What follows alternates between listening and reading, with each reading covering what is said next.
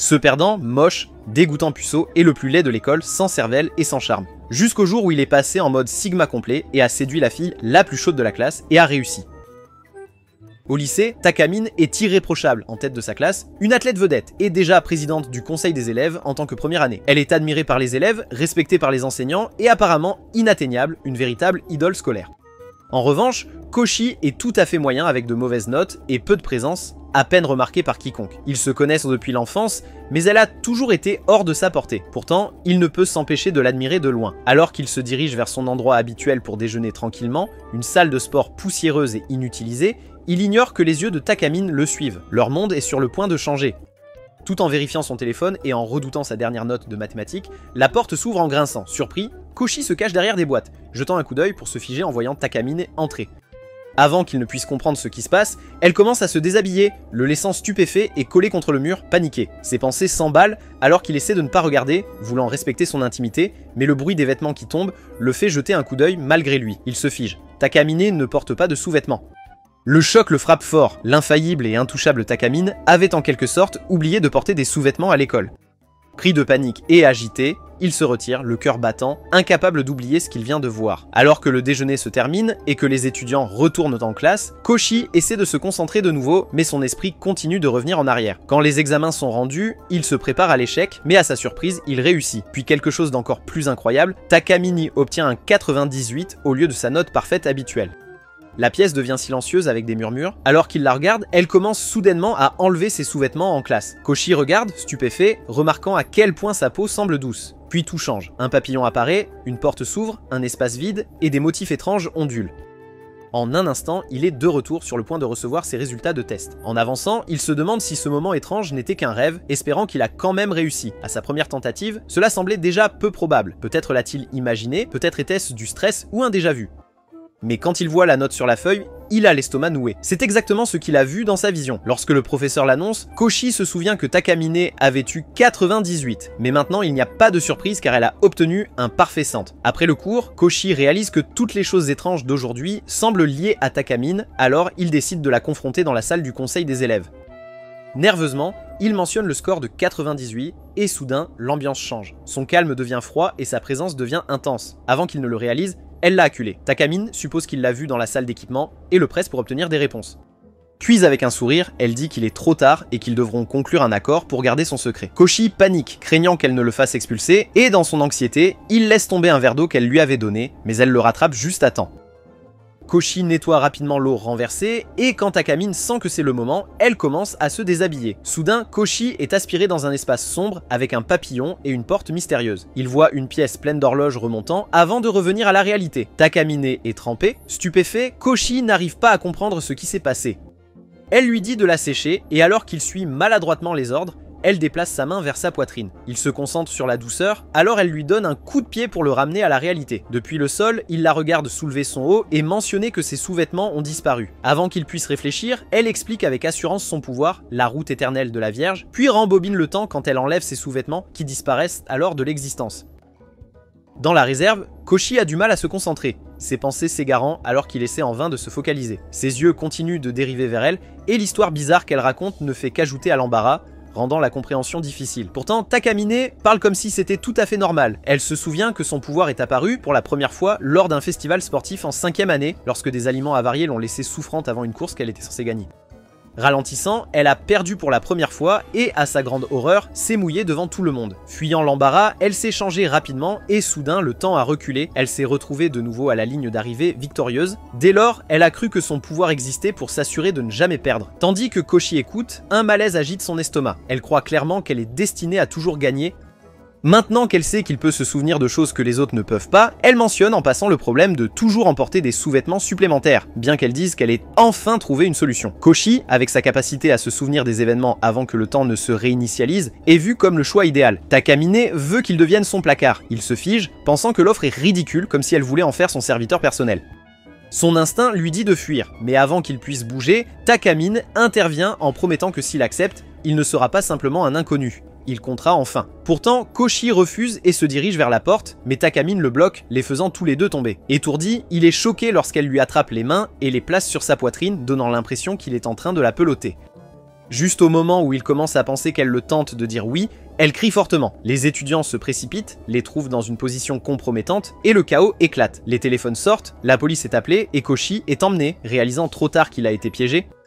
La panique s'installe alors que les autorités arrivent, prêtes à l'emmener. Takamine finit par parler, sa voix basse et enjouée, demandant s'il souhaite que rien de tout cela ne soit jamais arrivé. Avalant sa fierté, il la supplie d'utiliser ses pouvoirs. Elle sourit, les yeux brillants de triomphe. Il est exactement là où elle le veut. Avec un léger mouvement de sa jupe, dévoilant sa lingerie, elle répète la question. Veut-il qu'elle le sauve? La seule condition, il doit devenir son placard. Coincé, Koshi accepte à contre-cœur. Le royaume surréaliste des horloges flottantes et des lumières scintillantes revient, signalant une réinitialisation. Libérée des événements passés, Takamine savoure sa victoire. Elle explique clairement son nouveau rôle, le taquinant comme si sa servitude était une plaisanterie. Pour sa première tâche, il doit l'habiller avec de nouveaux sous-vêtements, car l'ancien a disparu.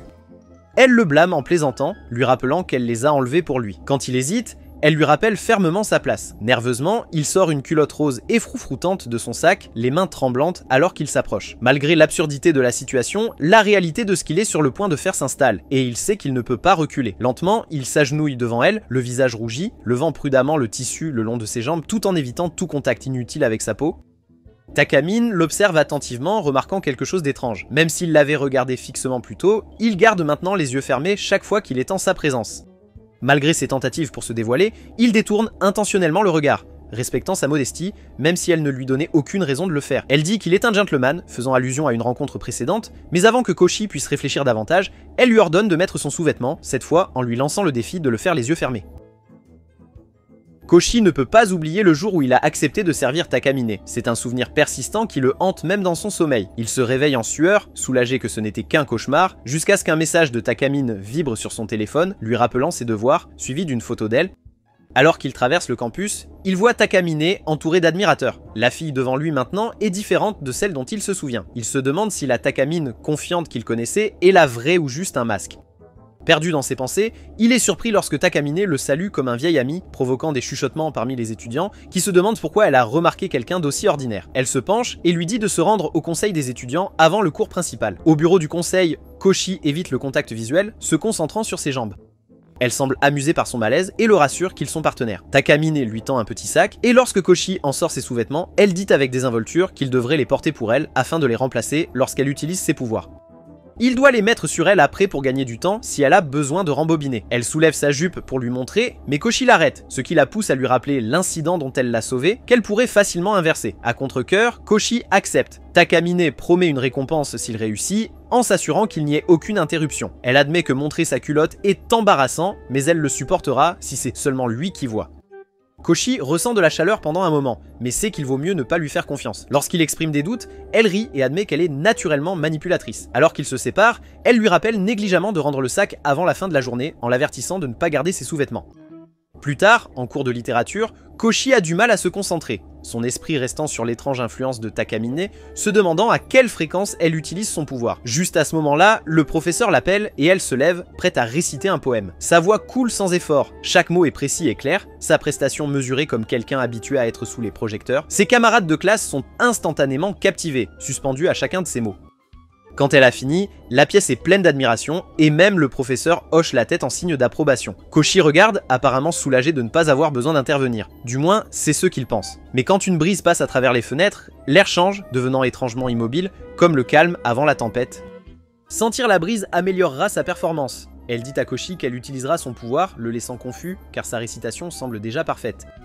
Sans hésitation, elle enlève ses sous-vêtements, et à cet instant, un éclair de lumière et une forme ressemblant à un papillon clignotent alors que le temps recule. Il retourne dans la salle de classe, au moment où elle a été appelée. Cette fois, elle marque une brève pause, se racle la gorge et attend que la brise revienne avant de commencer à nouveau. Son timing est parfait. Avec le vent qui souffle, sa voix semble transcender la réalité, transformant la récitation en un souvenir vivant.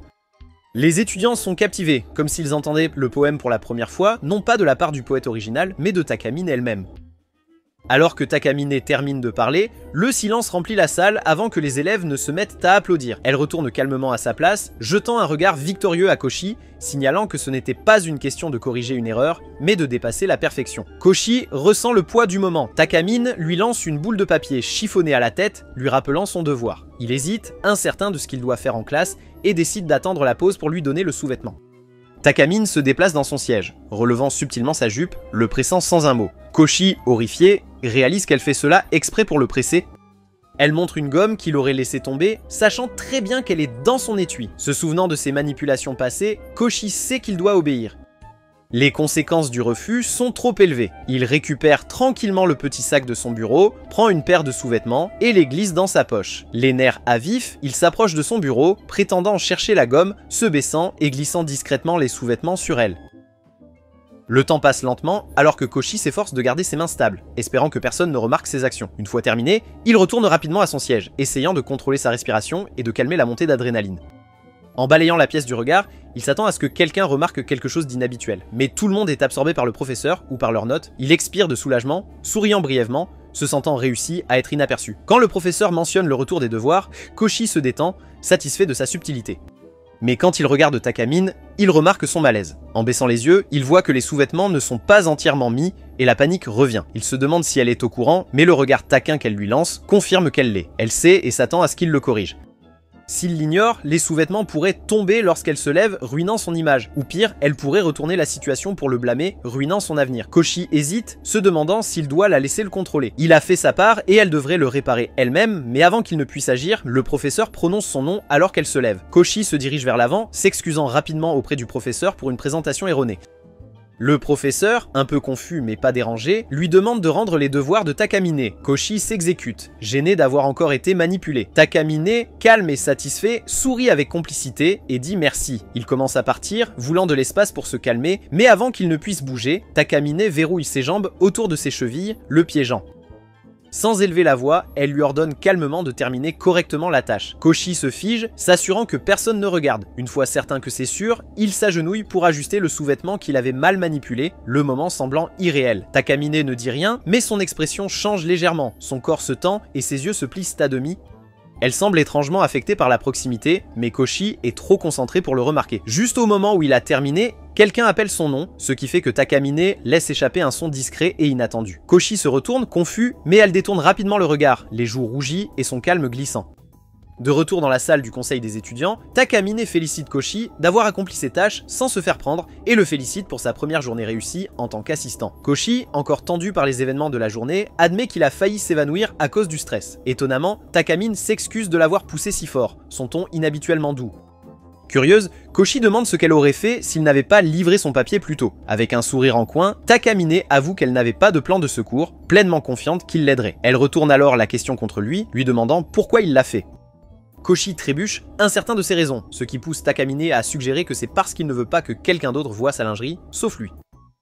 Sa remarque audacieuse le laisse sans voix, et bien qu'il essaie de le nier, il ne trouve pas ses mots. Takamine, amusée, dit qu'elle ne serait pas contre s'il était un peu possessif. Embarrassée, Koshi change de sujet en mentionnant un bruit étrange qu'elle a fait plus tôt. Elle nie rapidement, écartant cela. Ce soir-là, Takamine prépare soigneusement son sac pour le lendemain, choisissant ses sous-vêtements avec plus de soin que d'habitude, considérant quelle paire pourrait plaire à Koshi. Le professeur demande à Takamine de livrer une grande pile de cahiers d'activités à une autre classe. Elle accepte immédiatement, le visage calme et posé. Quelques camarades de classe, désireux d'attirer son attention, se portent rapidement volontaires pour aider. De son siège, Koshi observe à quel point elle est admirée de manière naturelle. Alors qu'elle refuse leur aide et se dirige vers la sortie, Koshi a soudain l'impression que le temps recule. Avant qu'ils ne puissent réagir, ils sont de retour au moment où les offres ont été faites pour la première fois. Alarmé, il se lève, réalisant que Takamine s'attendait à ce qu'il intervienne. Se rappelant ses mots stricts sur son rôle à la fois de serviteur et de confident, il se précipite vers elle et propose de porter les livres. Une fois seule dans le couloir, elle le réprimande fermement mais calmement pour avoir hésité.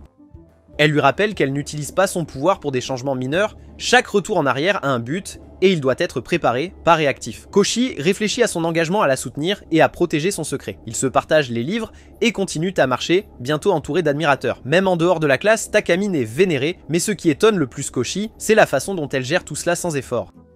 Elle ne se contente pas de rejeter leur aide, elle loue leur récente réussite, s'adressant à chaque élève par son prénom et leur offrant des encouragements réfléchis. Koshi marche à côté d'elle, surpris en silence par son attention. Plus tard, seul dans une pièce calme, Takamine le réprimande doucement à nouveau, lui rappelant de mieux lire ses signaux et de la soutenir de manière fluide. Alors qu'ils continuent leur tâche, Koshi essaie de changer de sujet en évitant ses défauts, et complimente plutôt la façon dont elle a géré le groupe sans effort. Elle accepte les éloges, disant que c'est attendu pour quelqu'un qui vise un avenir dans l'industrie audiovisuelle. Son rôle de présidente du conseil des étudiants, ajoute-t-elle, va au-delà des apparences. Il s'agit de former de vraies connexions et d'avoir un impact significatif. Koshi devient plus intrigué lorsqu'il réalise qu'elle a appelé tout le monde par leur nom. Il demande si elle les connaît vraiment tous, et elle confirme fièrement, expliquant qu'elle a pris soin d'apprendre le nom et le contexte de chaque étudiant après être devenue présidente. S'ils se souviennent d'elle, elle pense qu'il est juste de faire de même. Alors qu'ils retournent en classe, Koshi traîne derrière, la regardant, ressentant un mélange silencieux d'admiration et de chaleur. Il ne comprend pas encore pleinement ses raisons, mais une partie de lui commence à faire confiance à sa sincérité. Ensuite, Takamine, en descendant les escaliers, récite par hasard le profil complet de l'étudiant Koshi, y compris des détails embarrassants comme sa faible détermination, ses mauvaises notes et son manque d'amis. Il proteste que sa version d'un profil simplifié inclut beaucoup trop d'informations. Le commentaire de Koshi lui vaut un regard sévère de Takamine, comme si elle l'accusait d'analyser excessivement son intérêt pour son dossier. Réalisant qu'il est peut-être allé trop loin, il s'excuse rapidement, mais elle profite du moment pour le taquiner, le traitant de pervers et laissant entendre qu'il est plus attiré par elle qu'il ne le laisse paraître. Gêné, Koshi le nie et marche devant pour échapper à l'attention. Ne le laissant pas s'en tirer facilement, Takamine le frappe légèrement du pied, le faisant trébucher. Elle bloque son chemin et demande de manière provocante ce qu'il ferait si elle le laissait voir son corps. Quand il évite de répondre, elle insiste en se mettant sur lui et en répétant la question. Perturbé, Koshi manque presque de répondre honnêtement, mais se reprend en disant qu'il préfère la connaître mieux d'abord. Amusé, Takamine rit, dit qu'elle plaisantait, puis taquine qu'il est peut-être ouvert à sortir avec elle. Toujours étourdi, Koshi la suit, trébuche à nouveau et s'évanouit. Il se réveille à l'infirmerie avec Takamine à ses côtés, expliquant qu'elle a dû remonter le temps légèrement pour réduire la blessure, mais qu'ils ont quand même fini à l'infirmerie. Elle l'attire alors à nouveau près d'elle. Maintenant reposée sur ses genoux, elle reprend leur conversation de manière décontractée, réalisant qu'il veut vraiment mieux la connaître. Koshi panique soudainement. Le cours est terminé et il a manqué ses séances de rattrapage, surtout le sport, dans lequel il avait travaillé dur pour s'améliorer. Voyant ses difficultés, Takamine intervient de manière inattendue et propose de superviser le cours, surprenant tout le monde. Sa présence dynamise le groupe, les poussant à essayer plus fort, tandis que Koshi prend du retard malgré ses efforts. Elle l'appelle, corrige sa posture et essaie de l'aider, mais sa proximité le distrait. Elle le sort de sa rêverie, l'exhortant à se concentrer. Même avec son aide, il termine dernier et dépasse la limite de temps. Les autres se moquent de lui et il est dévasté. Calmement, Takamine déclare qu'ils recommenceront jusqu'à ce qu'ils réussissent. Alors que la course redémarre, Koshi hésite, incertain s'il doit reprendre ses fonctions habituelles, mais elle lui dit de se concentrer sur la course. Quelques minutes après, il est épuisé et prêt à abandonner jusqu'à ce qu'elle arrive à côté de lui à vélo, encourageant tout le monde, donnant tout pour le soutenir. Il ressent une pointe de culpabilité, il voulait bien faire, et maintenant elle l'aide à essayer à nouveau. Puis il remarque Takamine debout sur les pédales de son vélo, sa jupe se soulevant dans le vent. Koshi panique, les gars derrière pourraient en voir trop. Sans réfléchir, il se précipite en avant alors qu'elle passe, poussant son corps fatigué pour bloquer leur vue. Soudain, la ligne d'arrivée apparaît et il la franchit avant de réaliser, puis s'effondre, complètement essoufflé. Takamine s'approche et lui rappelle de faire son devoir. Toujours haletant, il l'aide avec le sous-vêtement et est stupéfait quand elle dit qu'il est arrivé en premier. Il ne l'avait même pas remarqué, il était tellement concentré à la protéger qu'il a battu tout le monde. Il admet que cela fait du bien, même s'il n'est pas à son niveau. Elle semble satisfaite de ses progrès et dit qu'il est temps de rentrer à la maison. Plus tard, Koshi réalise qu'il a toujours son sac. Il pense à le rendre demain, mais devient curieux de savoir ce qu'il y a à l'intérieur. Juste au moment où il essaie de jeter un coup d'œil, son téléphone sonne, c'est Takamine qui demande tranquillement le Koshi sans qu'elle veuille qu'il l'apporte. Et comme elle habite près, il accepte. Avant de partir, il se demande si c'est un test, s'il peut jouer son rôle de placard approprié, quelque chose qui ne devrait s'appliquer qu'à l'école. Aller plus loin pourrait être dépasser les limites, Takamine n'a pas besoin d'un placard à la maison, encore moins d'un assistant. Mais ensuite, le téléphone de Koshi s'illumine avec une série d'images suggestives et coquines de sa part, chacune accompagnée d'un message ludique disant à quel point elle en a besoin, se plaignant que rien d'autre ne la satisfait. Elle le presse de se dépêcher, affirmant qu'elle ne peut pas se concentrer sans ça. Puis une autre photo arrive, elle est déjà dehors. Koshi regarde de plus près et réalise qu'elle est sans ses sous-vêtements, et la panique s'installe. Il imagine le pire mais se rappelle vite que Takamine est loin d'être sans défense, intelligente, forte et plus que capable. Pourtant, son instinct de protection prend le dessus, il se précipite au parc et la trouve assise calmement sur un banc. Elle le réprimande d'être en retard, puis le remercie gentiment, notant qu'il agit comme son placard même en dehors de l'école, ce qui semble l'amuser et la satisfaire. Elle le taquine, appréciant visiblement à quel point il s'est agité en imaginant les possibilités, bien qu'elle insiste sur le fait qu'il est venu seulement parce qu'il était vraiment inquiet et qu'il sentait qu'il était de son devoir de veiller sur elle. Takamine devient silencieuse, se détourne, ses joues roses. Koshi craint de la voir contrariée, mais elle se tourne bientôt vers lui avec un sourire sincère rare et le remercie sincèrement. Il se fige. Tout semble ralentir, jusqu'à ce qu'elle change à nouveau d'humeur, disant qu'il devrait se sentir chanceux de voir ce côté d'elle. Koshi ne sait pas comment réagir, se demandant tranquillement s'il est seulement important parce qu'il se souvient de son cadeau. Pourtant, il ne veut pas abandonner sa place à côté d'elle. Avant qu'il ne puisse trop y penser, Takamine le ramène à la réalité, lui demandant s'il est vraiment d'accord de continuer à se soucier. Elle tend la main vers son sac, et quand il le lui donne, elle remarque à quel point il est chaud. Il l'avait tenu tout le chemin. Avec un sourire en coin, elle le taquine à ce sujet, insinuant quelque chose de scandaleux. Koshi rougit, bégayant tout en riant et marchant devant, clairement amusé, avec lui qui suit derrière, essayant toujours de se défendre.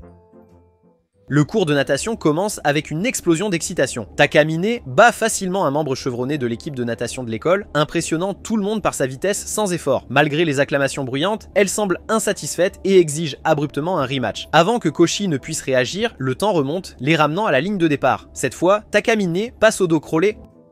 Koshi observe ses mouvements gracieux, mais le nouvel angle rend plus difficile pour lui de rester calme. Réalisant qu'il a fixé son regard, il détourne rapidement les yeux, troublé. Une fois de plus, Takamine gagne facilement et s'avance vers Koshi, le confrontant immédiatement sur le fait de ne pas avoir questionné son réinitialisation. Gêné, il marmonne qu'il n'en a pas eu l'occasion. Elle explique que ce n'était pas seulement une question de gagner, il s'agissait de laisser une impression plus forte avec le dos qui ajoutait du style. En se penchant plus près, elle demande en riant s'il a préféré cela, le prenant au dépourvu avant de le taquiner sans pitié pour s'être fait prendre en train de regarder. Les oreilles de Koshi rougissent alors qu'il tente maladroitement de détourner la conversation. Il demande maladroitement à Takamine comment elle a utilisé son habileté en nageant, notant qu'elle ne semblait rien porter en dessous. Amusée, Takamine lui dit de regarder de plus près, révélant qu'elle portait un vêtement spécial pour garder les choses cachées. Déconcerté, Koshi a du mal à cacher sa gêne. Avec un sourire en coin, Takamine lui dit de la retrouver après les cours. Cet après-midi-là, il se retrouve dans un grand magasin où Koshi traîne maladroitement dans le rayon lingerie pour femmes. Takamine, appréciant son malaise, lui dit malicieusement de choisir quelque chose puisqu'il doit de toute façon l'habiller. Pour éviter plus de taquinerie, Koshi attrape aveuglément un ensemble pour se rendre compte qu'il a choisi quelque chose d'extrêmement osé, ce qui le fait pousser un cri d'horreur. Rougissant, il le repose rapidement et parcourt les options plus attentivement. Finalement, il trouve un ensemble simple bleu clair qui lui semble approprié. En le remettant à Takamine, elle lève un sourcil et demande pourquoi il l'a choisi. Koshi, craignant plus de taquinerie, hausse simplement les épaules et dit que ce n'était rien de spécial. Takamine annonce qu'elle va l'essayer, et à la surprise de Koshi, elle l'entraîne dans la cabine d'essayage. Elle le rassure en disant que ses collants noirs garderont les choses appropriées. Pourtant, Koshi, embarrassé, détourne le regard et rougit. Amusé par sa réaction, Takamine le taquine en jouant, ce qui pousse Koshi à s'évanouir de gêne. Bien qu'elle soit d'abord inquiète, elle éclate bientôt de rire quand il reprend ses esprits, se moquant de lui pour avoir trop réagi. Plus tard, coincée dans un ascenseur avec Takamine le pressant contre le mur, elle exige de savoir pourquoi il a choisi ce sous-vêtement particulier. Rougissant, Koshi explique que la couleur lui rappelait le ciel et la mer, parfaite pour quelqu'un d'aussi élégant et distant qu'elle. Se sentant idiot, il panique, mais lorsque les portes s'ouvrent, Takamine s'en va simplement. Regrettant son embarras, Koshi court après elle et lui demande si elle l'aime vraiment. Elle admet discrètement qu'elle le fait, principalement parce qu'elle aime le regarder travailler. Le lendemain, Koshi, qui lutte contre un rhume, parvient à peine à traverser l'école. Alors qu'il chancelle, Takamine le rattrape avant qu'il ne tombe et insiste pour le raccompagner chez lui. Chez lui, impressionnée par sa chambre ordonnée, elle ne peut résister à fouiner et ouvre même son ordinateur portable. Déçue par le contenu ennuyeux, elle est surprise lorsque Koshi le claque, l'accusant de motifs cachés. Sans se laisser démonter, Takamine affirme qu'elle ne l'a aidé que parce que sa maladie la gênerait. Apprenant qu'il n'a pas mangé, elle le gronde et déclare qu'elle va cuisiner, taquinant qu'elle ne portera qu'un tablier pour l'encourager. En riant de son visage embarrassé, elle plaisante sur le fait de le nourrir personnellement et de lui essuyer la sueur. Alors que le visage de Koshi rougit, Takamine suggère en plaisantant qu'il pourrait avoir de l'énergie pour plus que se reposer. Embarrassé, il essaie de la chasser, la prévenant qu'elle pourrait attraper son rhume. S'arrêtant, Takamine utilise son pouvoir de manière désinvolte. Soudain, Koshi se retrouve assis à une table avec un repas chaud prêt. Depuis l'entrée, elle donne rapidement des instructions et promet de revenir plus tard. Koshi soupçonne qu'elle a remonté le temps pour effacer ses moqueries, mais la nourriture prouve qu'elle se soucie de lui. En la goûtant avec hésitation, il est surpris de voir à quel point c'est bon, même sans appétit. Alors qu'il mange, il se demande si sa gentillesse est juste parce qu'il est son garde-robe ou si cela signifie plus. Après avoir terminé, il se glisse dans le lit, seulement pour que Takamine revienne discrètement, ramasse les plats et à sa grande surprise se glisse sous les couvertures. Quand il demande une explication, elle dit calmement que c'est pour le garder au chaud, utilisant à nouveau son pouvoir avant qu'il ne puisse protester. Plus tard, elle mentionne, de manière désinvolte, qu'elle a repris leur cours de PS en faisant attention à ne pas transpirer près de lui. Elle ignore son malaise et le taquine à propos de sa préférence pour un parfum plus sucré, ce qui le frustre. Malgré ses protestations, Takamine reste proche, plaisantant en disant qu'elle est comme une bouillotte. Se sentant paniquée par sa proximité, Koshi lutte pour rester calme. Elle finit par s'excuser pour ses taquineries. Gênée mais réconfortée, Koshi se détend, réalisant qu'il y a un côté plus doux et sincère chez elle sous sa façade enjouée. Alors qu'il s'endormait, Koshi murmura une question sur sa gentillesse étrange, suspectant que cela pourrait être un piège. Pris de court, Takamine marqua une pause, demandant tranquillement quelle réponse il voulait, mais Koshi dormait déjà. Clignant des yeux de surprise, elle s'adoucit et partit seule chez elle. Quand un groupe d'enfants est passé en courant, un souvenir l'a frappée. Enfant, elle avait toujours été isolée, rentrant seule à la maison.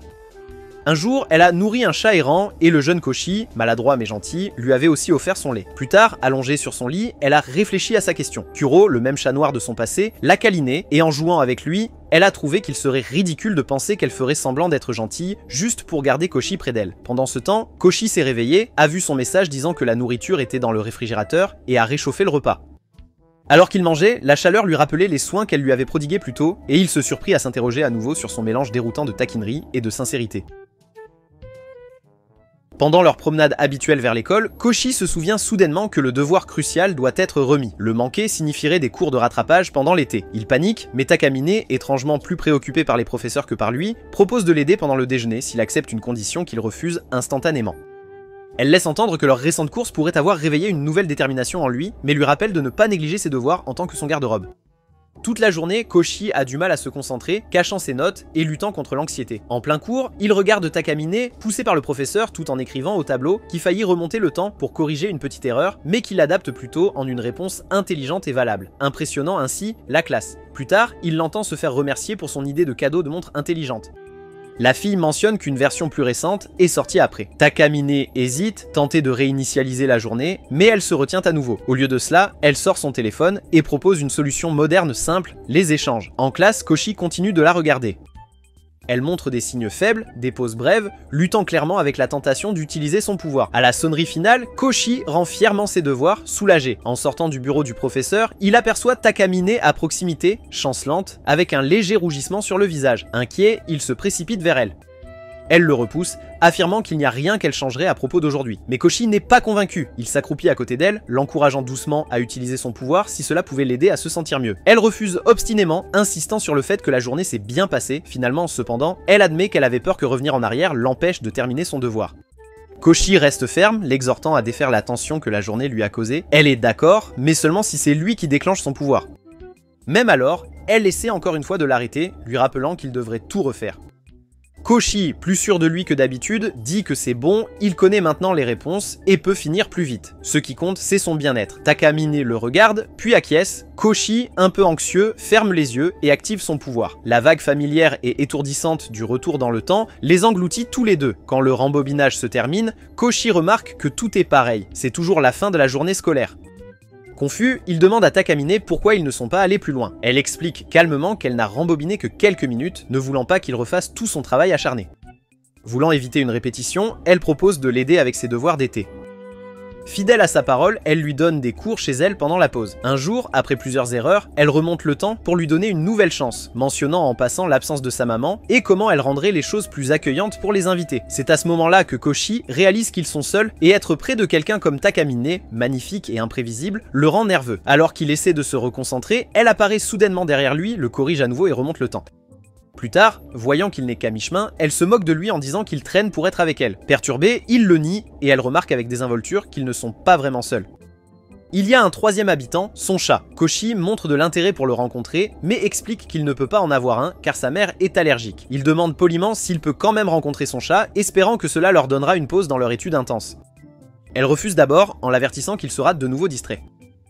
Koshi négocie, disant que voir le chat l'aidera à travailler plus vite. Avec un soupir réticent, elle se lève pour aller chercher l'animal, marmonnant quelque chose qu'il ne comprend pas bien. À sa surprise, quand elle revient, elle ne tient pas un chat. Au lieu de cela, elle porte des oreilles de chat et un collier. Elle dit tranquillement que son vrai chat est dehors, alors elle jouera le rôle pour le motiver. Elle commence immédiatement à agir comme un chat, s'étirant et se prélassant, son expression espiègle.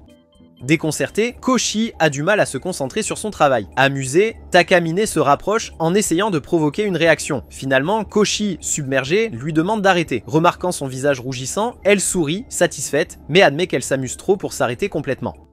En taquinant, elle monte sur ses genoux comme un chat détendu. Malgré les distractions, Koshi termine les devoirs le soir. Quand elle l'accompagne à la porte, Takamine se plaint qu'ils n'ont réussi à faire qu'une seule feuille de travail toute la journée. Néanmoins, Koshi la remercie sincèrement, reconnaissant pour son aide.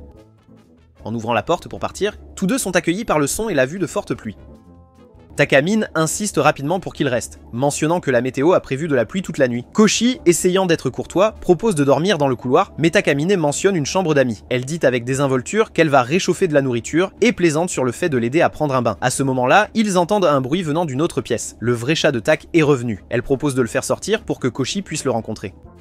Revenant avec un chat noir élégant, elle le présente comme Kuro. Les yeux de Koshi s'illuminent et Takamine regarde, espérant une reconnaissance. Mais il se contente de complimenter le toilettage du chat et son pelage brillant. Takamine se fiche de déception alors que la pièce s'assombrit soudainement à cause de la pluie. Elle se reprend rapidement, écartant le choc et l'assurant que l'électricité devrait revenir bientôt, suggérant de faire le mec. Déçue par son hésitation, elle restreint sa demande à une histoire de leur jour d'école primaire, admettant qu'elle ne se souvient pas beaucoup de lui.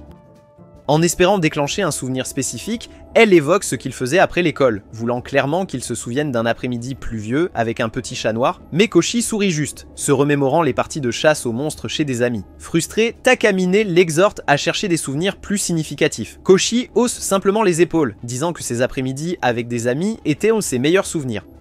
Agacé, Takamine se lève et attrape une bouteille d'eau, buvant profondément, et laissant de l'eau se répandre sur le sol avant de la pointer du doigt avec son orteil, lui disant qu'il peut en prendre s'il a soif. Koshi regarde, confus par l'hostilité subtile. Elle s'allonge sur son lit et demande à connaître l'histoire. Quand il commence une histoire sur un surnom d'enfance, elle l'interrompt et il se sent dépassé, réalisant qu'elle ne le laissera pas rassembler ses pensées. Il demande poliment à prendre une douche, juste pour avoir une pause. Elle accepte et va la préparer, lui donnant un bref moment de calme. Pendant son absence, il caresse Kuro, savourant le silence. Mais quand elle revient, elle mentionne nonchalamment qu'elle a utilisé les dernières serviettes. Des heures plus tard, toujours incertain de quoi dire, il la voit endormie. Avec Kuro blotti sur ses genoux, un souvenir refait surface. Il raconte doucement un jour pluvieux de son passé, partageant de la nourriture avec une fille et un chat noir errant. Takamine bouge légèrement, souriant doucement.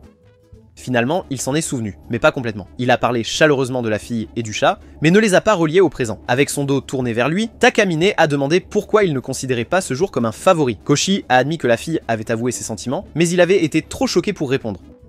Après cela, elle et le chat ont disparu. Il est retourné à l'endroit où ils s'étaient rencontrés, mais c'était toujours désert.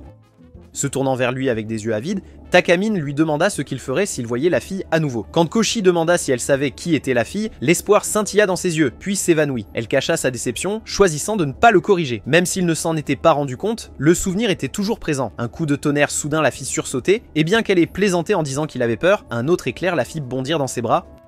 Koshi est tombé, mais est resté immobile en s'accrochant à lui. Il a finalement compris qu'elle n'était pas restée par devoir, mais parce qu'elle ne voulait pas affronter la tempête seule. Troublée mais apaisée, elle enfouit son visage dans son épaule, murmurant qu'il devrait oublier ça. Alors que le tonnerre grondait à nouveau, toujours le tenant, Takamine laissa apparaître un petit sourire caché. Après ce qui semble être une éternité, les lumières se rallument. Takamine se lève tranquillement et dit qu'elle va préparer le dîner, mais seulement pour elle-même, encore agacée par Koshi qui a oublié leur passé. Mais en remarquant son air sombre, elle change d'avis et en fait assez pour deux. Avant de sortir, elle propose un jeu pour remonter le moral. Ils feront semblant d'être des jeunes mariés. Les règles sont simples, rester dans le personnage ou faire face à une pénalité. Takamine déclare que la punition est la solitude éternelle, ce qui déstabilise Koshi. Indifférente, elle plaisante qu'avec sa vie amoureuse actuelle, il n'a rien à perdre, puis sort en le taquinant de la rejoindre quand il sera prêt. Un peu plus tard, Koshi entre dans la cuisine et est surpris de la voir en tablier. Il l'appelle instinctivement par son titre scolaire formel, faillant presque perdre la partie, mais elle laisse passer comme sa première erreur. Elle lui rappelle que les jeunes mariés devraient être plus proches, l'incitant à utiliser un surnom comme elle l'appelle chérie. Incertain, il dit simplement Takamine, ce qui le gêne à cause de son intimité, bien qu'elle réponde facilement, comme si c'était naturel. Confus, il lui dit qu'elle devrait porter des vêtements plus sûrs pour cuisiner. Elle le taquine en suggérant qu'il l'aide à se changer et lui confie la tâche. Une fois terminée, elle lui demande de remuer la sauce pour qu'elle ne brûle pas. Voulant être utile, il remue, mais ne cesse de la regarder. La présence de Takamine est écrasante. Lorsque le ragoût commence à brûler, elle remonte rapidement le temps, juste assez pour le réparer. Elle réprimande Koshi de son incompétence en cuisine, mais avec son aide, ils finissent enfin le repas. Koshi est émerveillée par la variété et loue sa cuisine. Assise tout près de lui, elle insiste pour lui donner la première bouchée. Déconcerté, il refuse, mais elle lui rappelle en plaisantant qu'ils font semblant d'être mariés. Une goutte de sauce tombe sur sa jambe et Koshi panique, craignant qu'elle ne la brûle.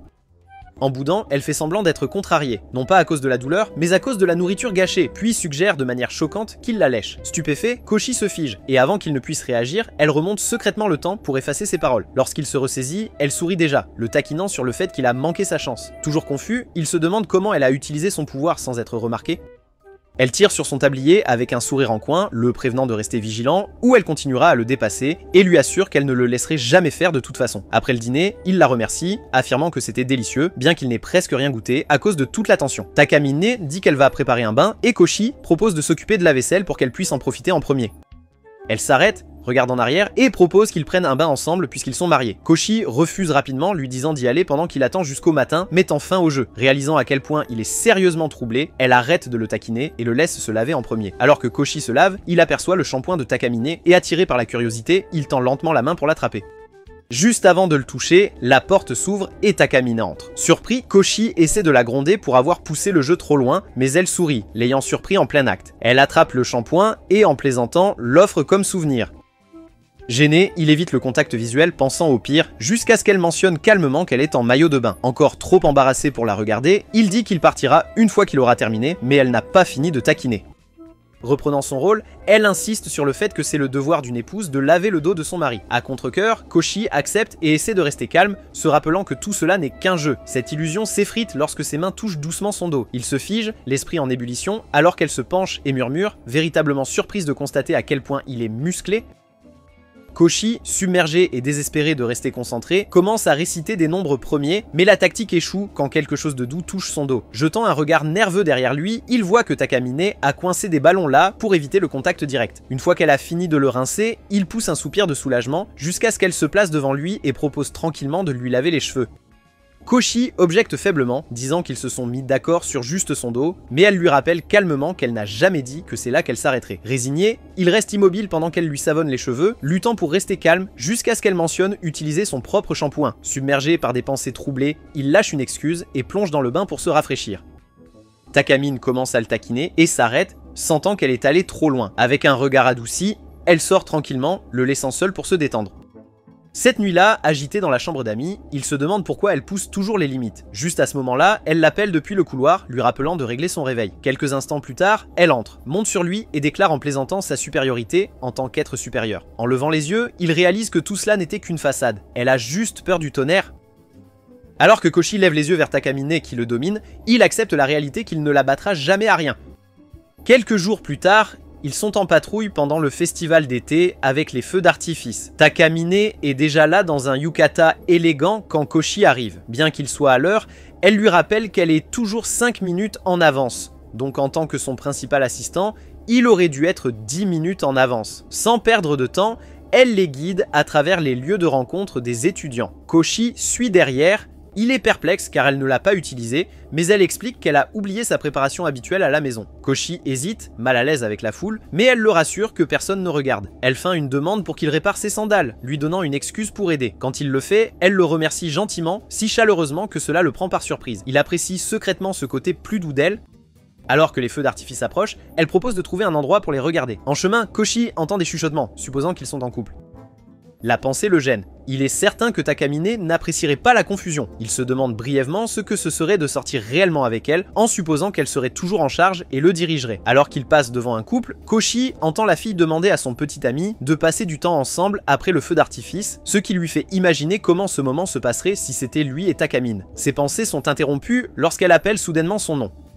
Après avoir confirmé que la zone est dégagée, elle utilise son pouvoir pour remonter le temps, se donnant une autre chance de vérifier les ennuis avant que le spectacle commence. Ils recommencent leur patrouille, mais cette fois, elle le conduit à un endroit différent rempli de couples adultes. Koshi repère un couple en train de s'embrasser ouvertement, et à côté de lui, Takamine demande un verre, voulant se reposer un peu. Il recule légèrement, supposant qu'elle a vu le même couple et pourrait le taquiner. Nerveux, il sort une bouteille de thé, imaginant momentanément une scène romantique où il la partage. Elle l'appelle à nouveau, demandant pourquoi il hésite. Lorsqu'il propose le thé, elle refuse et demande plutôt son aide pour son énergie à nouveau. Le cycle continue toute la nuit. Après chaque patrouille, Takamine remonte le temps et les mène quelque part de nouveau. Koshi remarque qu'elle devient de plus en plus silencieuse à chaque tour. Finalement, il se retrouve seul dans un endroit isolé. Koshi commence à soupçonner qu'il pourrait être derrière son changement d'attitude. Il réfléchit et réalise que son humeur baisse toujours après une pause, juste avant qu'elle ne réinitialise le temps à nouveau. Il lui vient à l'esprit qu'elle essaie peut-être de dire quelque chose d'important, cherchant le bon moment à chaque redémarrage. Il écarte l'idée, pensant qu'il exagère simplement les choses. D'ailleurs, elle le gronderait pour avoir perdu sa concentration. Soudain, des feux d'artifice éclatent au-dessus de nous. Takamine demande son avis et Koshi, tout embarrassé, dit que c'est magnifique. Elle laisse échapper un petit rire face à son embarras. Alors que le ciel s'illumine de couleurs, Koshi la regarde, émerveillée. À cet instant, elle est aussi éblouissante que le spectacle au-dessus. Quand cela se termine, elle suggère calmement qu'il rentre. Un soir d'été, Takamine appelle Koshi et l'invite à un événement portes ouvertes à l'université. Bien que les examens soient encore dans un an, elle est impatiente de voir si l'université lui convient. Koshi accepte mais se sent intimidée par le statut élite de l'école. Lorsqu'elle lui demande de manière informelle au sujet de son avenir, il est pris au dépourvu incertain de ses objectifs. Avant qu'il ne puisse répondre, elle plaisante en disant que comme ça, ferme-le, c'est son rôle de la suivre, ce qui le perturbe, cela pourrait signifier aller à la même université ou ne rien faire du tout. Elle s'en moque, disant qu'elle veut seulement qu'il reste à ses côtés. Plus tard, elle l'appelle en vidéo pour lui montrer les nouveaux vêtements qu'elle a achetés en ligne, le taquinant et le blâmant de l'avoir inspiré dans ce style lors d'une précédente séance de shopping. Elle lui offre une vue complète, lui déconseille de raccrocher et lui suggère en plaisantant de la rejoindre à l'université pour voir ses tenues tous les jours, en mentionnant même un club qui célèbre le look. Koshi, rougissant profondément, la presse d'arrêter de plaisanter et insiste pour qu'elle ne rejoigne jamais un tel club, même pour rire. Amusée par son inquiétude, Takamine change de ton. Elle ajuste son téléphone, parle clairement dans la caméra et lui demande de s'inscrire à son université pour qu'il puisse agir en tant qu'assistant personnel et protecteur, promettant une récompense pour sa loyauté. Koshi se sent piégée, sachant qu'elle le défie délibérément, consciente de ses notes. Soudainement, son chat Kiro frappe le téléphone, révélant brièvement un Takamine embarrassée. Elle raccroche rapidement, en voyant plus tard un message disant que ce rare aperçu était son premier paiement et qu'elle s'attend maintenant à ce qu'il réussisse l'examen d'entrée. Quand le week-end arrive, Koshi arrive tôt sur le campus, espérant faire bonne impression. Peu de temps après, Takamine apparaît, attirant instantanément l'attention avec son élégance. Elle suggère de regarder autour avant, orientation, alors qu'il marche, Koshi traîne derrière, remarquant combien de personnes, surtout des garçons. En la voyant naviguer sur le campus avec aisance, il réalise qu'elle s'intègre vraiment. Remarquant son regard distrait, Takamine le taquine de se concentrer sur l'école. Pas seulement elle. Elle remarque que bien que le campus soit impressionnant, son expérience universitaire pourrait dépendre de lui. Son commentaire prend Koshi par surprise et avant qu'il ne puisse répondre, Takamine imagine ce qui pourrait se passer s'il ne la rejoint pas sans son soutien en tant que gardien et protecteur. Tout pourrait s'effondrer. Agacée, Koshi répond qu'elle peut simplement réparer n'importe quel problème avec son pouvoir. Déçue qu'il ne joue pas le jeu, elle laisse tomber la blague et revient à la question qu'elle avait posée plus tôt à propos de son avenir. Pris par son sérieux soudain, Koshi admet qu'il prévoit de travailler après l'obtention de son diplôme pour aider sa famille en difficulté financière, surtout avec sa sœur qui commence le lycée. Touché, Takamine suggère qu'il trouve un emploi à temps partiel pour qu'il puisse toujours l'aider. Sans attendre sa réponse, elle se dirige vers l'auditorium, remarquant que l'orientation commence. Alors qu'il traverse le campus, elle est brièvement distraite, manquant Koshi qui l'appelle, mais elle se reconcentre lorsque ils entrent dans la salle. Une fois à l'intérieur, elle demande immédiatement si les meilleurs étudiants reçoivent des avantages spéciaux. La confiance de Takamine surprend tout le monde, surtout qu'elle n'a même pas encore été inscrite. Un membre du personnel mentionne que, bien que rien ne soit certain, certains professeurs recommandent les meilleurs étudiants pour des emplois. Koshi est frappée par sa détermination, jusqu'à ce qu'elle active brusquement son pouvoir de remonter le temps jusqu'au début de l'orientation et pose à nouveau la même question. Quand Koshi demande pourquoi, elle dit qu'elle a utilisé le mot établissement au lieu d'université, et cela l'a dérangée. Assise, elle désigne sa jupe, rappelant à Koshi son devoir. Perturbé, il s'agenouille pour l'aider, les yeux fermés par respect, mais il le fait incorrectement. Calmement, elle le corrige, bien que ses mouvements légers rendent cela difficile. Après l'orientation et la visite du campus, il se dirige vers la sortie. Bien qu'elle soit satisfaite de la journée, Koshi évoque sa décision de remonter le temps pour un seul mot. Elle explique comme toujours que la perfection compte, surtout pour quelqu'un qui aspire à devenir un dieu. Koshi soupire, sachant qu'il n'y a pas de raison de discuter. D'un ton plus doux, elle ajoute qu'elle veut simplement que leur temps ensemble soit significatif, surtout s'il finit par travailler pour subvenir aux besoins de sa famille. La remarque déstabilise Koshi, il avait supposé que peu importe son choix, son service envers elle était non négociable. Takamine est légèrement agacée par son hypothèse et lui dit sèchement qu'elle plaisantait clairement. Elle ne le forcera pas à la suivre s'il a d'autres projets, mais lui rappelle de ne pas s'emballer. Ils ont encore presque une année devant eux et elle compte bien en profiter pleinement. Calme, elle s'éloigne. Koshi la regarde partir, se remémorant les derniers mois en tant que sa servante personnelle. Leur accord a toujours été temporaire et il devrait se sentir soulagé que cela se termine bientôt. Mais au lieu de cela, il ressent une tristesse inattendue à la mention désinvolte de leur séparation éventuelle. Le lendemain, pendant les vacances d'été, les étudiants sont appelés à l'école de manière inattendue. Manquant de sommeil et pensant encore à ses mots, Koshi est distrait jusqu'à ce qu'un remue-ménage derrière lui attire son attention. Takamine s'approche, attirant les regards avec son apparence. Il la salue avec lassitude, remarquant un soupçon de tristesse, avant qu'elle ne le masque rapidement avec son attitude habituelle confiante. Alors qu'il marche, il voit des gens la regarder étrangement. En y regardant de plus près, il réalise que sa tenue est légèrement décalée. Gêné, il se déplace pour bloquer la vue des autres et le lui signale discrètement. Elle aperçoit bientôt son reflet dans une fenêtre proche. Sans honte, elle affirme tranquillement que sa tenue bizarre est un choix éco-responsable pour réduire les émissions, puis réajuste son uniforme et marche devant. Koshi observe, perplexe. Takamine est audacieuse et excentrique, mais cela semble étrange. Il laisse passer et suit, remarquant bientôt plus de bizarreries. Elle a disparu sur une chaussette et manipulant maladroitement son billet de train. Inquiet, il monte avec elle. Le train est inhabituellement bondé, mais elle s'en moque, lui rappelant que les travailleurs prennent le train aussi. Alors qu'elle lui fait la leçon, Koshi promet silencieusement de la couvrir si elle passe une mauvaise journée. Cette promesse est mise à l'épreuve lorsqu'il remarque quelque chose d'étrange à propos de son chemisier. Elle plaisante quand il fixe, puis admet que c'est un vieil uniforme qu'elle a pris parce que les autres étaient sales. Quand elle bouge, le chemisier se coince dans la porte du train et Rip Koshi se précipite pour la protéger en s'excusant. Elle ne dit rien, elle remonte simplement le temps. Soudain, il est 7h du matin et tout recommence, mais maintenant, elle est impeccable. Tout chez elle semble normal, pas de moments gênants, pas d'actions étranges, juste elle-même avec sa confiance habituelle. Personne ne remarque rien, mais Koshi, désormais conscient, ne peut oublier ce qu'il a vu. Ses expressions cachées n'étaient pas le fruit de son imagination, elles étaient réelles. Il commence à penser qu'elle pourrait être triste ou blessée que leur temps touche à sa fin. Même si elle agit comme si de rien n'était, c'est évident qu'ils se sont rapprochés. L'idée de se séparer semble mauvaise. Et Koshi le ressent aussi. La pensée lui serre la poitrine, alors il promet de trouver plus de temps avec elle. Debout à l'école préparatoire, il doute que les heures d'études supplémentaires suffiront pour entrer dans la même université que Tak. Et même s'il le fait, les frais de scolarité planent. C'est beaucoup, mais il se dit de se concentrer sur une étape à la fois. D'abord, réussissez l'examen. Prenant une respiration, il entre. Yeux fermés, il se prépare, puis heurte quelqu'un. Il s'excuse rapidement, prêt à être blâmé, mais la fille dit aussi désolé, puis se fige quand elle le reconnaît. Koshi regarde confus, il n'a aucune idée de qui elle est.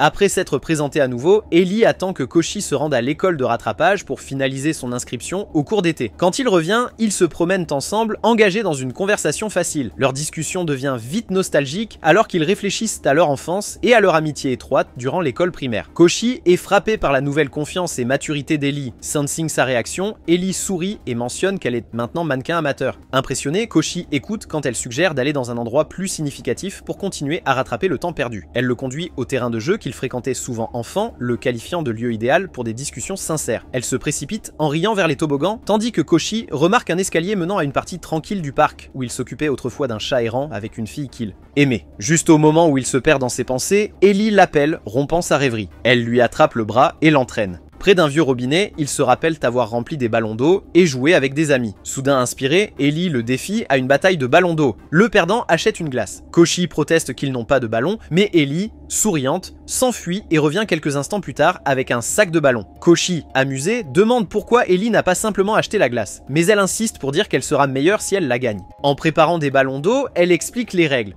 3 chacun, et le premier touché perd. Elle donne à Koshi des ballons de taille moyenne, mais surgonfle les siens pour tricher, seulement ils éclatent avant que le jeu ne commence. Crampée, Ellie rit de la situation. Koshi propose de chercher une serviette, mais elle refuse en disant qu'elle va sécher bientôt. Toujours inquiet, il lui conseille de se reposer près du kiosque et promet une glace. À ce moment-là, elle demande joyeusement sa sucette glacée préférée. Tandis que Koshi se dirige vers le magasin, il s'inquiète de l'imprudence d'Ellie et grimace, pensant à ce que dirait Takame si elle le savait. La pensée d'elle le stoppe brièvement. Quand il revient, serviette et glace à la main, Ellie sourit, déjà sèche à cause de la chaleur estivale. Ils s'assoient ensemble en profitant de la douceur. Entre deux bouchées, elle lui demande ses projets universitaires. Koshi répond hésitant, admettant qu'il n'a jamais sérieusement envisagé l'université en raison de mauvaises notes et de manque d'argent, mais quelqu'un l'encouragea un jour à postuler dans la même école. Il lui avait dit que ce n'était pas pratique, ce qu'il voulait semblait bien au-delà de ses moyens ou de ses capacités académiques. Pourtant, Ellie écoute attentivement, sentant qu'il y a quelqu'un qui lui tient à cœur. Quand elle devine que c'est quelqu'un qu'il aime, Koshi le nie, mais son malaise le trahit. Ellie lui tape dans le dos, heureuse pour lui, elle pense que la fille ressent probablement la même chose, surtout si elle a suggéré d'aller au même collège. Koshi insiste qu'elle ne le voit pas de cette façon, se comparant à un meuble. Ellie trouve cela étrange, mais dit que l'amour lui va bien et qu'il y a encore espoir. Pendant qu'il parle, Ellie laisse accidentellement tomber de la glace sur lui et essaie de la nettoyer, mais Koshi se retire. Un frisson le frappe tandis qu'une voix froide l'interrompt. Il sait qui c'est sans regarder, mais se retourne quand même. Takame se tient là, les yeux perçants. Ellie lève les yeux, surprise, puis se tourne vers Koshi pour des réponses. Il hésite. Takame jette un coup d'œil à la main d'Ellie et à l'espace entre eux, faisant une remarque mordante. Koshi cherche ses mots, mentionnant qu'il pensait qu'elle n'allait pas bien. Le visage de Takame se durcit à ce commentaire, elle se redresse et tient fermement sa position, rejetant silencieusement l'idée d'être trop malade pour sortir. Changeant de sujet, elle interroge calmement Koshi sur ce qu'il fait avec Ellie. En interprétant mal le ton, Ellie suppose que c'est un compliment et se précipite pour expliquer qu'elle a juste invité Koshi à jouer avec des ballons d'eau comme au bon vieux temps, mais Takame ne semble pas l'entendre. Elle répète sa question.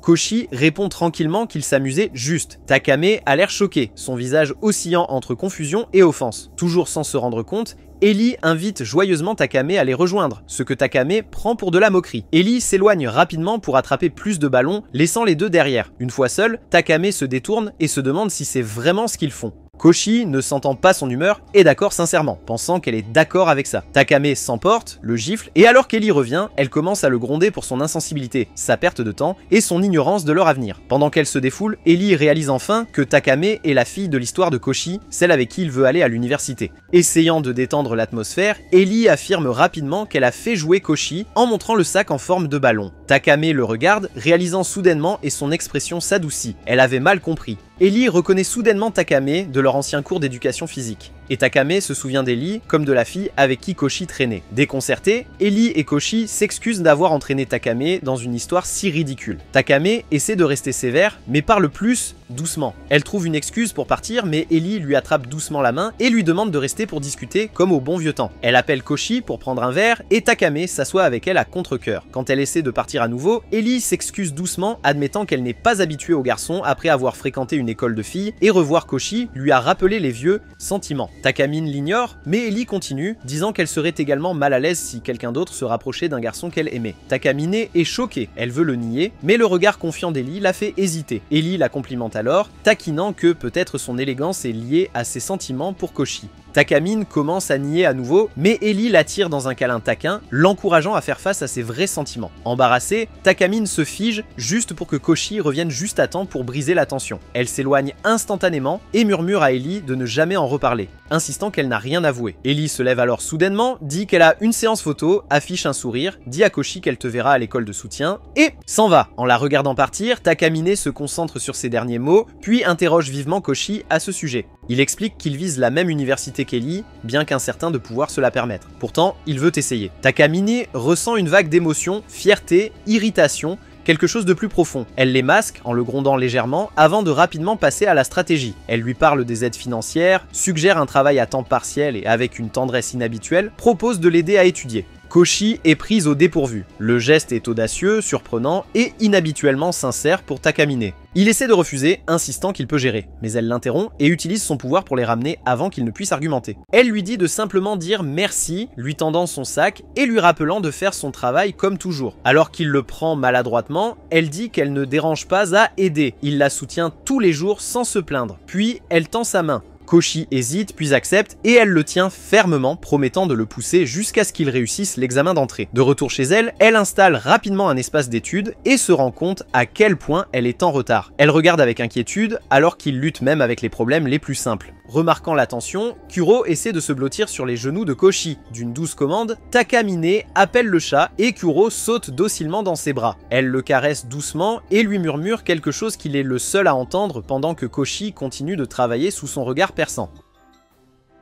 Après une longue journée épuisante à l'école de révision, Koshi et Ellie s'apprêtent à rentrer chez eux quand Takamine les remarque. Voyant à quel point ils ont l'air fatigués, elle leur suggère de se détendre quelque part. Ellie se réjouit et propose d'aller dans un restaurant familial. Une fois sur place, ils s'installent dans une cabine et une serveuse amicale salue Ellie. Après avoir pris leur commande, elle mentionne qu'elle termine dans 1 heure. Ellie dit qu'elle a un camarade de classe qui lui donne des frites en plus, c'est pourquoi elle vient souvent ici. Comme elle a choisi l'endroit, Ellie insiste pour payer l'addition. Takamine reste fidèle à ses habitudes et commande un café, disant qu'elle évite les glucides. Lorsque la nourriture arrive, la discussion se tourne vers l'école de soutien. Koshi et Ellie plaisantent sur le fait de se retrouver dans la même classe et d'avoir quelqu'un de familier avec qui lutter. Takamine, silencieuse jusqu'à présent, commence à avoir l'air agacée. Quand Ellie se souvient d'étudier avec Koshi quand ils étaient enfants, Takamine réplique qu'il étudie seulement autour des jolies filles. Les filles. Ellie manque le sarcasme et dit joyeusement qu'elle aurait aimé que Takamine ait été là à l'époque, peut-être qu'elle aurait eu de meilleures notes. Elle se souvient vaguement d'avoir sauté ses devoirs et d'avoir voulu jouer, mais les détails sont flous. Takamine en fait abstraction et mentionne plutôt comment Koshi l'a une fois obligé à porter un costume de chat pour l'aider à étudier. Ellie rit et dit qu'elle est jalouse que même étudier avec eux semble amusant. Voulant se joindre, elle suggère qu'ils étudient tous ensemble un jour, et peut-être même qu'ils fassent une soirée pyjama comme elle et Koshi avaient l'habitude de faire. Le ton de Takamine devient aigu lorsqu'elle évoque la nuit où Koshi a dormi chez elle. Koshi, surpris, essaie de s'expliquer, mais elle le fait taire d'un coup de pied.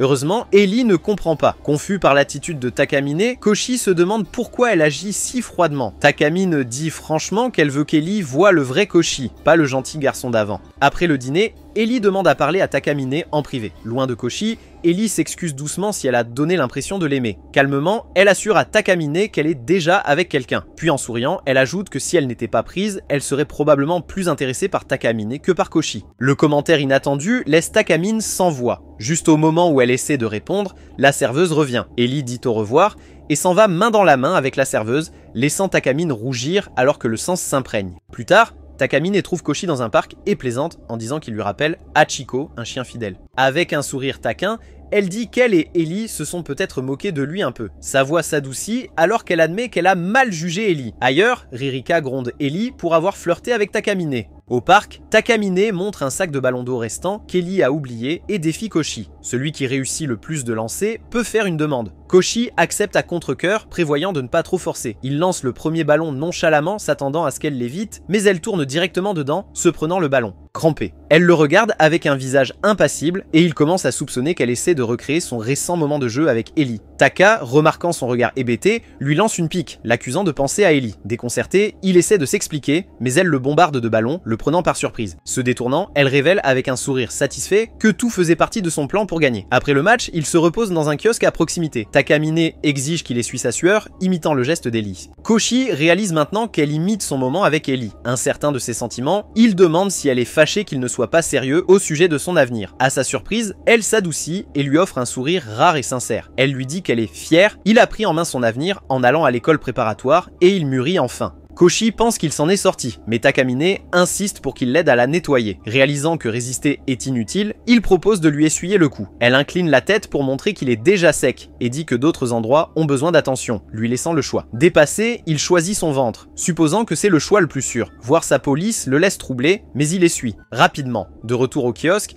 elle le félicite calmement, expliquant que tout le jeu était son idée, pour passer du temps avec lui et lui rappeler son rôle d'assistant. Elle veut qu'il se souvienne de cette journée, pas de la bataille de ballon d'eau. Lorsqu'il ne répond pas, elle se rend compte qu'il a perdu connaissance avec de la fièvre. Le dernier jour d'été, elle l'invite à un spa, disant que c'est quelque chose qu'elle veut faire avant la fin des vacances. Il accepte, heureux d'être avec elle et de lui montrer son remerciement. Avant d'explorer plus loin, il décide de prendre des boissons. Takamine mentionne qu'elle a 2 coupons de boissons gratuites d'un ami, mais Koshi est déjà revenu avec 2 cafés, disant que c'est pour lui puisqu'elle l'a invité. Peu impressionnée, elle remonte le temps et lui dit d'utiliser les coupons et de lui prendre un latte vanille à la place. Cachée à proximité, elle lui dit de gérer les boissons correctement cette fois. Ensuite, ils visitent une grande boutique de cadeaux de style nordique remplie de bibelots, de collations et de peluches. Alors qu'ils parcourent le magasin, Takamine admire discrètement une peluche lapin toute douce. Voyant une opportunité de la remercier, Koshi prétend aller aux toilettes et l'achète secrètement. Quand il l'offre, Takamine le rejette, disant que le lapin n'avait pas d'importance et que se regarder est plus important. Comblé. Découragé, Koshi admet qu'il l'a acheté pour la remercier et montre le cadeau. Insatisfaite, Takamine remonte le temps à nouveau et l'empêche de l'acheter. Au lieu de cela, elle insiste pour lui offrir un cadeau, en particulier le sous-vert qu'il a aimé plus tôt. Pour remonter le moral et offrir à Takamine un vrai vrai moment de plaisir, Koshi l'emmène au quai à proximité. Ils louent un petit bateau et montent ensemble. Alors que Koshi commence à ramer, le bateau dérive doucement sur l'eau et tous deux sont silencieusement émerveillés par le cadre paisible et onirique. Les reflets scintillants donnent l'impression qu'ils flottent dans le ciel. Koshi est particulièrement surpris d'apprendre que c'est la première fois de Takamine sur un bateau, étant donné à quel point elle semble habituellement expérimentée et posée. Quand elle propose de ramer pour qu'il puisse se reposer, Koshi insiste pour continuer afin qu'elle puisse se détendre. Agacée par son refus, Takamine saute soudainement dans l'eau sans prévenir. Elle refait surface rapidement,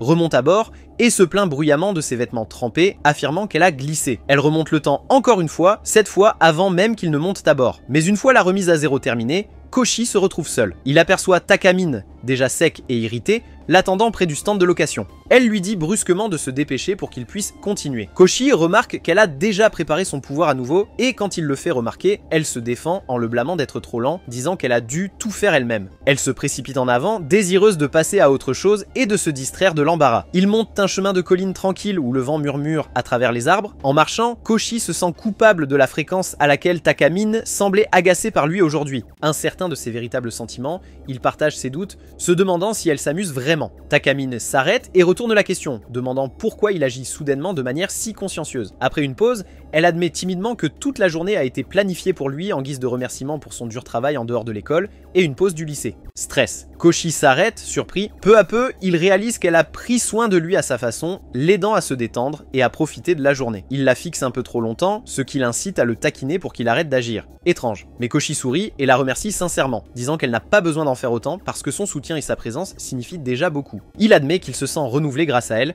et que planifier la journée l'a rendu heureux car c'était pour elle. Takamine cache ses yeux sous son large chapeau, prise au dépourvu par son honnêteté, mais elle lève bientôt les yeux avec un sourire affectueux. Joyeusement, elle lui demande ensuite de partager son prochain plan pour qu'elle puisse décider si c'est vraiment amusant. Koshi est encore une fois dans la chambre de Takamine pour ce qui est censé être une séance d'études, mais les choses sont loin d'être paisibles. Il y a juste 30 minutes, sur son chemin, il a rencontré Ellie, qui s'est illuminée en entendant qu'il allait chez Takamine et a insisté pour venir, la qualifiant de tutrice incroyable. Malgré sa réticence, Koshi ne pouvait pas refuser. Maintenant, dans le calme élégant de l'espace de Takamine, l'énergie vivante d'Ellie perturbe la concentration habituelle. Elle s'extasie sur les compétences de Takamine, mais Takamine ne sourit pas une seule fois. Avec une irritation à peine voilée, elle demande à Ellie pourquoi elle n'étudie pas avec sa copine Ririka. Imperturbable, Ellie dit que Ririka est trop occupée ces derniers temps et qu'elles sortent rarement ensemble. Koshi est brièvement surpris. Il avait oublié qu'Ellie avait mentionné une fois qu'elle aimait les filles. Avec le temps qui passe, son malaise augmente. Il remarque qu'Ellie effleure intentionnellement le bras de Takamine. Son regard confirme que ce n'était pas un accident. Koshi réalise qu'Ellie est probablement venue flirter. Avant qu'il puisse traiter cela, Takamine lui dit brusquement de courir au magasin. Il hésite, mais quand elle répète l'ordre, il part. Une fois qu'il est parti, Ellie dit qu'elle veut parler seule, mais Takamine l'interrompt et lui demande de partir en disant que s'occuper de deux est tout simplement trop. Ellie est d'accord, mais demande d'abord si Takamine et Koshi sortent ensemble. Pris au dépourvu, Takamine le nie rapidement, disant froidement que Koshi est en dessous d'elle. Ellie, percevant la vérité dans sa voix, sourit avec compréhension, sentant des sentiments cachés au lieu de mépris. Elle avertit Takamine que Koshi est incroyablement aveugle, à tel point qu'une confession directe pourrait lui passer au-dessus de la tête. Essayant de rester sur ses gardes, Takamine fait semblant de parler d'une amie qui aime Koshi. Sa voix devient plus douce en partageant les difficultés de cette fille, comment aucun effort ne semblait l'atteindre, la laissant se sentir invisible. Amusée, Ellie joue le jeu et demande ce que cette fille a essayé. Embarrassée, Takamine admet que la fille a essayé plusieurs choses, s'habiller en cosplay, laver son bain, faire des gestes attentionnés, mais rien n'a fonctionné. Ellie écoute, clairement consciente que Takamine parle d'elle-même, mais touchée par l'émotion brute. Elle demande si le garçon a déjà montré qu'il se souciait d'elle. Takamine se souvient tranquillement des moments où il l'a fait, se précipitant au parc inquiet pour elle, sacrifiant presque ses notes pour s'occuper d'elle quand elle était malade, et planifiant une sortie charmante qui ressemblait à un rendez-vous, même s'il ne l'a jamais dit. Ce qui a, malgré ses sentiments, Takamine dit que la fille a encore peur, incertaine si elle a mal interprété les choses ou si le garçon est juste poli, agit par obligation ou pire, le fait parce qu'elle est populaire. Incapable de retenir, Ellie attrape l'épaule de Takamine, les yeux sérieux, et insiste pour dire à son ami que lorsque quelqu'un se donne continuellement du mal, surtout lorsque c'est gênant, cela signifie généralement qu'il tient à elle. Elle dit que le garçon a clairement des sentiments, même s'il ne les reconnaît pas encore. Takamine, surprise, hoche la tête et promet d'encourager son ami à ne pas perdre espoir. Puis, curieuse, elle demande à Ellie si elle est venue uniquement pour l'histoire ou en partie pour se rapprocher d'elle. Ellie rougit et bien qu'elle ne dise rien, sa réaction est claire. Takamine dit doucement qu'il n'y a rien de mal à vouloir de la proximité tant que cela reste discret. Pendant ce temps, Koshi revient du magasin, montant les escaliers avec les courses et se préparant au drame. Il imagine Takamine réprimandant Ellie pour s'être invité, mais il entend des rires à la place. Curieux, il colle son oreille à la porte et pense qu'Ellie taquine peut-être Takamine. Son cœur bat la chamade à cette pensée, mais quand il entre, il ne voit que Takamine présentant son chat noir choyé, Kuro. Quelques jours après le début du nouveau semestre, le sujet des uniformes est abordé. Takamine dit qu'elle préfère de beaucoup celui d'hiver, se plaignant que la version d'été est si fine qu'elle devient transparente lorsqu'elle transpire. Heureusement, le blazer aide à éviter l'embarras et est plus confortable quand il fait froid. C'est alors que Koshi se rend compte que si l'uniforme est ce qui l'empêche d'utiliser son pouvoir, alors elle a dû remonter le temps souvent l'hiver dernier. Cela lui fait comprendre que chaque fois qu'il l'a vue à ce moment-là, elle pourrait déjà avoir utilisé son aptitude. Remarquant son regard vide, Takamine s'énerve et le sort de sa rêverie en lui proposant un jeu. Elle lui dit de se retourner, utilise brièvement son pouvoir, et quand il se retourne vers elle, son parapluie a disparu. Elle explique les règles. Il a jusqu'à ce qu'ils atteignent la station pour comprendre comment elle a utilisé son pouvoir et ce qui a changé. Le gagnant peut commander le perdant une fois. Koshi trouve cela injuste, mais elle insiste sur le fait que les indices sont toujours là, pas seulement dans l'apparence, mais aussi dans le comportement. Il s'agit de prêter plus d'attention. Takamine remarque que gagner ne lui apporte pas grand chose, puisqu'elle a déjà de nombreuses façons de contrôler Koshi. Mais s'il gagne, dit-elle en plaisantant, il pourrait enfin la faire quelque chose d'embarrassant comme porter un maillot de bain devant lui. Koshi, embarrassée, nie rapidement vouloir quelque chose comme ça. Toujours souriante, Takamine partage ce que sa commande aurait été, l'attacher et lui faire écouter des enregistrements de sa voix en boucle. La pensée le trouble tandis qu'il marche, avec Koshi traînant légèrement derrière, l'observant de près pour tout indice subtil dans sa démarche ou sa posture. Plus il la regarde, plus il se sent maladroit, craignant que les autres ne le voient comme étrange, et si Takamine s'en rend compte, elle le taquinera sûrement. Il aperçoit une flaque et envisage brièvement de l'utiliser comme miroir, mais décide que c'est trop évident. Alors, il fait confiance à son instinct. Lorsqu'ils arrivent à la gare, Takamine le regarde avec anticipation. Il donne sa réponse, mais elle secoue la tête. Il l'a mal compris. Elle explique qu'il a négligé plusieurs indices subtils dans son comportement. Déçu, Koshi se demande si réfléchir trop lui a coûté la victoire. Pourtant, il accepte la défaite, bien que cela lui fasse clairement mal. À sa surprise, Takamine admet qu'elle est un peu déçue aussi. Elle était curieuse de savoir ce qu'il aurait pu lui demander. Sa voix s'adoucit lorsqu'elle mentionne qu'elle avait rendu les choses plus faciles en laissant des indices évidents, mais Koshi les a tous manqués. Son visage rougit de gêne, choqué de ne pas avoir compris. Alors qu'elle se dirige vers le train, Takamine lui rappelle en plaisantant qu'elle n'a toujours pas choisi son rôle. À bord, leur conversation se tourne vers le prochain festival de l'école et le plan de leur classe pour jouer Cendrillon. Takamine mentionne comment la classe de Koshi avait organisé une maison hantée l'année dernière, le taquinant de n'avoir presque pas fait sa part. Il admet qu'il ne s'intéresse pas beaucoup au festival, en partie à cause de sa vie sociale limitée, mais est surpris qu'elle se souvienne étant donné qu'il n'était pas dans la même classe. Elle explique qu'en tant que présidente du conseil des étudiants, c'est son travail de savoir. Puis avec un regard plus sérieux, elle lui dit qu'il va jouer cette année. Puisqu'elle est Cendrillon, il n'aurait pas de sens que le personnel de coulisses continue de se précipiter vers elle. Elle le pousse à prendre un rôle secondaire, idéalement un qui est toujours sur scène. Un jour en cours, Takamine se met directement au travail en organisant des idées et en demandant des rôles références. Sans surprise, tout le monde est d'accord pour dire qu'elle est la Cendrillon idéale. Elle demande ensuite des volontaires pour l'équipe. Voyant une occasion d'éviter la tension, Koshi lève la main mais Takamine le regarde immédiatement de travers et remonte le temps juste après que la classe ait choisi Cendrillon. Agissant maintenant de façon décontractée, elle appelle Koshi pour l'aider à écrire les noms alors que les élèves choisissent leur rôle. Son véritable objectif est de le garder près d'elle au cas où elle aurait besoin d'utiliser à nouveau sa capacité. Alors que les volontaires commencent à se manifester, Koshi se tient silencieusement derrière elle, incertain. Takamine essaie de gagner du temps, mais Saya, une élève brillante avec une réputation douteuse parmi les filles, se porte volontaire avec assurance. Les autres se retirent, supposant que son charme garantit le succès. Tranquillement, Takamine dit à Koshi qu'elle pourrait devoir faire de Saya sa deuxième plus proche s'il prend le rôle, insinuant que Saya veut un traitement spécial. Réalisant qu'elle pourrait devoir partager son secret avec quelqu'un comme Saya, Koshi lève soudain la main et se porte volontaire pour être le prince. Si vous aimez le parcours de cette série, merci de cliquer sur le bouton j'aime et de vous abonner. Et activer la cloche de notification pour ne manquer aucune mise à jour. Tout votre soutien m'aide à continuer à proposer des résumés de haute qualité.